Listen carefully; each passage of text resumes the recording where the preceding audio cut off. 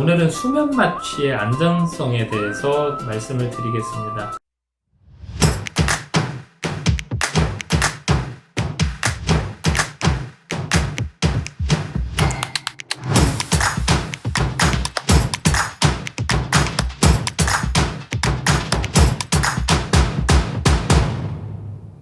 네, 안녕하세요. 제이미 성형외과 정기호입니다.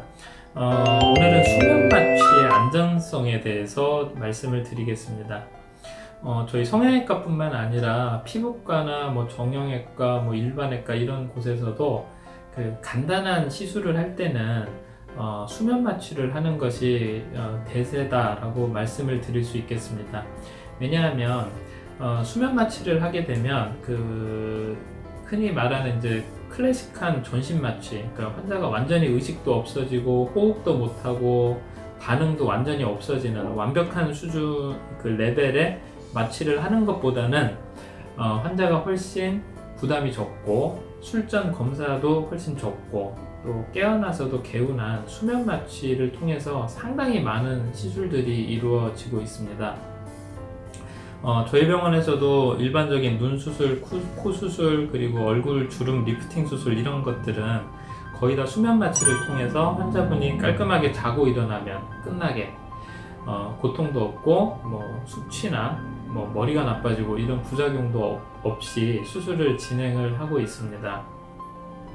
근데 간혹 이제 언론 등에서 아주 드물게 이제 수면 마취 중에 사고가 나서 환자가 이제 안 좋은 코스로 빠지는 것들이 사람들에게 알려지면서 수면 마취에 대한 오해가 생겼는데요. 일반적인 수면 마취는 환자가 수술실에 들어가서 많이 무섭고 불안감에 시달릴 때 이제 히프노틱스라 그래요. 환자를 진정시키고 안정시켜서 몽롱한 상태로 만들어주는 레벨까지만 환자의 불안을 없애주고요.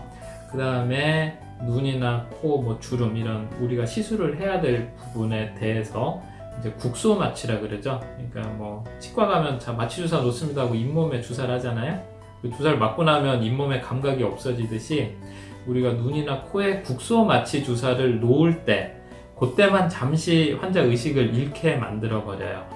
그러면 주사 맞는 아픔도 없고 잠깐 졸다 깨보면 이미 마취는 완전히 이루어져서 통증이 전혀 없는 상태가 되죠.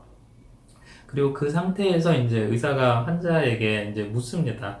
계속 주무시고 싶으신지 무서운지. 그러면 이제 아주 이제 적은 레벨의 이제 진정 유도제를 투여함으로써 환자가 이제 졸면서 이제 편안하게 시술을 받고 졸다 깨보면 끝나 있는 그런 상태를 유지해 줄 수도 있고요.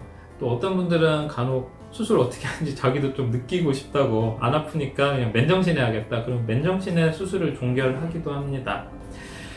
그래서 이 수면 마취라는 것은 전신 마취에 반대되는 개념, 그러니까 부분 마취를 하면서 환자의 불안이나 어떤 통증을 좀 줄여주려고 이제 진정시키고 이제 수면을 좀 유도해주는 그런 정도의 마취를 실제 성형외과에서는 많이 하고 있어요.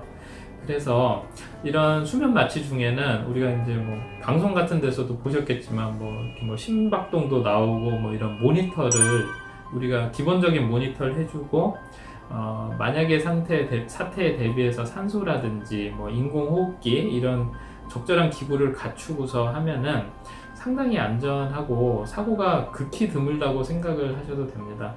실제 수면 마취 중에 어떤 문제가 생긴 경우에 대부분은 그런 일이 있어서는 안 되지만 의료진이 계속 환자를 옆에서 지켜보지 않는다든지 실제로 그런 사고가 방송을 탄 적이 있죠. 수술 중에 나갔다든지 그래서 환자를 유심히 지켜보고 모니터를 하지 않았기 때문에 나는 사고지 수면 마취 자체는 아무런 문제가 없고 오히려 불필요한 전신 마취나 아주 환자에게 부담이 가는 이제 깊은 레벨의 마취를 하지 않아도 되는 오히려 발전된 좋은 마취의 한 형태이다. 그렇게 생각을 하시면 됩니다. 그래서 마무리를 하면 수면 마취에 문제가 있는 게 아니고 수면 마취는 아주 훌륭하고 좋은 방법이에요. 근데 그거를 유심히 모니터하지 않는 의료진의 문제가 오히려 더 많다. 이렇게 이해를 하시면 되겠습니다.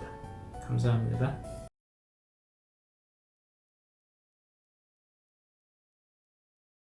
do do